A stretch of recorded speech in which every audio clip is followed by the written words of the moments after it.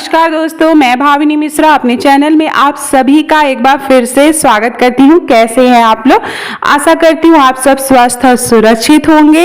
इस वीडियो में मैं आपसे शेयर करने जा रही हूँ कि चतुर्मास के क्या नियम है, किन किन बातों का हमें ध्यान रखना चाहिए, किस तरह से हमें व्रत रखना है चतुर्मास का, किस तरह से पूजा करनी है। संपूर्ण जानकारी चतुर्मास के बारे में आपको मैं दूंगी। तो सबसे पहले मैं आपको बता दूं कि देवशयनी एकादशी के दिन से चतुर्मास का प्रारंभ हो जाता है और देव उठनी एकादशी के दिन चतुर्मास का अंत होता है, समापन होता है।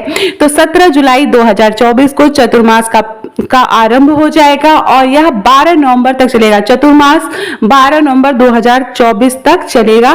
तो इन 4 महीनों तक ऐसा माना जाता है कि भगवान विष्णु क्षीण निद्रा में चले जाते हैं और इस समय इस बीच इन 4 मास के बीच में कोई भी मांगलिक कार्य नहीं होते हैं, जैसे शादी ब्याह ये सब कार्य नहीं होते हैं। तो संपूर्ण जानकारी, बहुत से लोग 4 महीने तक व्रत रखते हैं, एक समय भोजन करते हैं। तो व्रत के नियम क्या है, संपूर्ण जानकारी मैं आपको इस वीडियो में दूंगी। तो जैसा कि मैंने बताया, चतुर्मास का आरंभ 17 जुलाई 2024 से होगा देवशयनी एकादशी के दिन और इसका समापन होगा 12 नवंबर 2024 को देव उठानी एकादशी के दिन।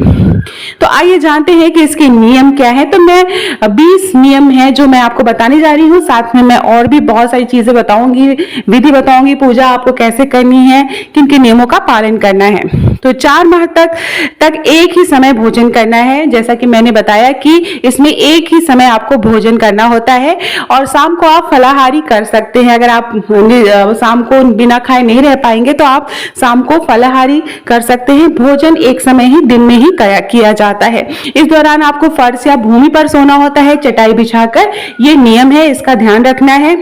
इस दौरान जो भी राजसिक और तामसिक खाद्य पदार्थों का त्याग कर देना चाहिए, जैसे कि लहसुन प्याज, जो भी आप भोजन करेंगे उसमें लहसुन प्याज नहीं बनना चाहिए, घर में भी नहीं बनना चाहिए और जो भी मादक पदार्थ है उनका सेवन नहीं करना है। 4 माह तक ब्रह्मचर्य नियम का पालन करना है। प्रतिदिन अच्छे से स्नान करके भगवान विष्णु की विधिवत पूजा करनी है। उषा काल में उठना है और रात्रि में जल्दी सो जाना है। यथाशक्ति दान करना है, आपको जितना हो सके चतुर्मास के समय आप दान दक्षिणा जरूर करें। और बहुत सारे जो तीज त्योहार होते हैं वो भी चतुर्मास के बीच में आते हैं, जैसे कि हरियाली तीज हो गई, हरितालिका तीज हो गई, करवा चौथ का व्रत, ये सब चतुर्मास के बीच में ही पड़ते हैं और इन सभी में भगवान शिव की पूजा करने का विधान माना जाता है। 4 माह जो भी लगेगा उसमें विवाह संस्कार, जातकर्म संस्कार, गृह प्रवेश आदि सभी मांगलिक कार्य निषेध माने जाते हैं। उक्त 4 माह में बाल या दाढ़ी नहीं बनानी चाहिए। जो लोग स्पेशली जो व्रत रख रहे हैं उन्हें दाढ़ी और बाल नहीं कटवाने चाहिए। इन 4 महीनों में क्रोध, ईर्ष्या, असत्य वचन, अभिमान आदि भावनात्मक विकारों से बचना चाहिए। उक्त 4 माह में यदि व्रत धारण करके नियमों का पालन कर रहे हैं तो यात्रा नहीं करनी चाहिए। आप ध्यान रखें, अगर आप चतुर्मास का व्रत शुरू कर रहे हैं तो आपको यात्रा नहीं करनी है। जिस स्थान पर आप पूजा कर रहे हैं उसी स्थान पर आपको रोज पूजा करनी है। दिन में आप कहीं निकल के भी जाते हैं तो घर वापस आ जाइए।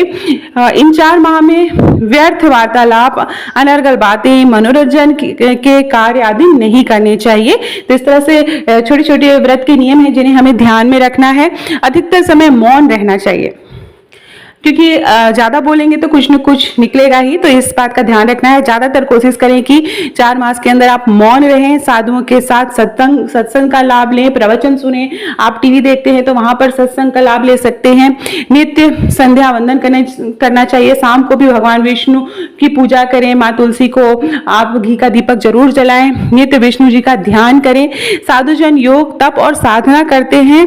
आमजन भक्ति और साधना और आप ध्यान कर सकते हैं। भगवान विष्णु के मंत्रों का उच्चारण कर सकते हैं। विष्णु सहस्त्रनाम का पाठ कर सकते हैं। आप यज्ञोपवीत धारण करना चाहिए। जो अगर जेंट्स लोग हैं, पुरुष लोग हैं, उनको यज्ञोपवीत आपको 4 महीने जरूर धारण करना चाहिए। उनका नवीनीकरण करना चाहिए और उसके जो नियम है, यज्ञोपवीत के जो नियम है उसका आपको ध्यान रखना चाहिए। व्रत को खंडित नहीं करना चाहिए, नियम का पालन कर सको आप। अब एक चीज मैं आपको और बता दूं कि इन सारे नियमों का अगर आप पालन कर पा रहे हैं तो ही आप व्रत रखें, अन्यथा भगवान विष्णु की पूजा करते रहें, वो भी बहुत ज्यादा फलदायी होता है।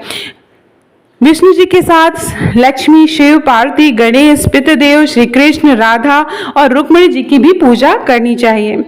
आइए मैं आपको बताती हूँ कि इस चतुर्मास में अपने इष्ट देव की आप पूजा कैसे करेंगे। तो ये नियम थे, इन नियमों को आपको ध्यान में रखना है। पूजन में शुद्धता और सात्विकता का विशेष महत्व है। इस दिन प्रातःकाल स्नान ध्यान से निवृत्त होकर भगवान का स्मरण करते हुए भक्त व्रत और उपवास का पालन करते हुए भगवान विष्णु का भजन और पूजन करना चाहिए। नित्य कर्म से निवृत्त होने के बाद अपने इष्ट देव या जिसका भी पूजन कर रहे हैं, जैसे भगवान विष्णु की आप पूजा कर रहे हैं, तो उनकी भगवान की मूर्ति और चित्र को लाल या पीले रंग का वस्त्र बिछाकर उस पर लकड़ी के पाटे पर आप भगवान विष्णु की प्रतिमा रखेंगे और चित्र हो सके तो चित्र रखेंगे। बहुत से लोग इस समय जो भगवान विष्णु क्षीर सागर में लेटे हुए रहते हैं उस फोटो या मूर्ति की पूजा करते हैं। पूजन में जो भी देवता के हैं उनके सामने धूप दीप, भगवान विष्णु के सामने धूप दीप जलाएं और उसके साथ ही दीपक जलाकर रखें। भगवान को पुष्प अर्पित करें, पीले रंग का पुष्प अर्पित करें, पीले रंग का वस्त्र चढ़ाएं, पीले रंग की माला चढ़ाएं। उसके बाद आप अपने हाथों से बना हुआ नैवेद्य भगवान को अर्पित करें। उसके बाद विष्णु सहस्त्र नाम का आप पाठ करेंगे। पाठ करने के बाद विष्णु भगवान के मंत्रों का उच्चारण करेंगे।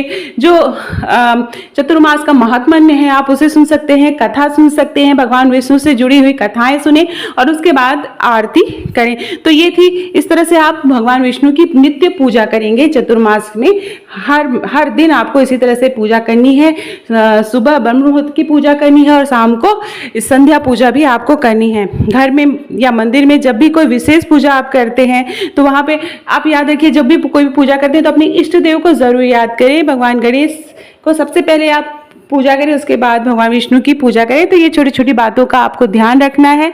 आशा करती हूँ आपको मेरा वीडियो पसंद आया होगा। वीडियो पसंद आया हो तो मेरे चैनल को प्लीज़ सब्सक्राइब कर लीजिएगा। बहुत बहुत धन्यवाद ये वीडियो देखने के लिए।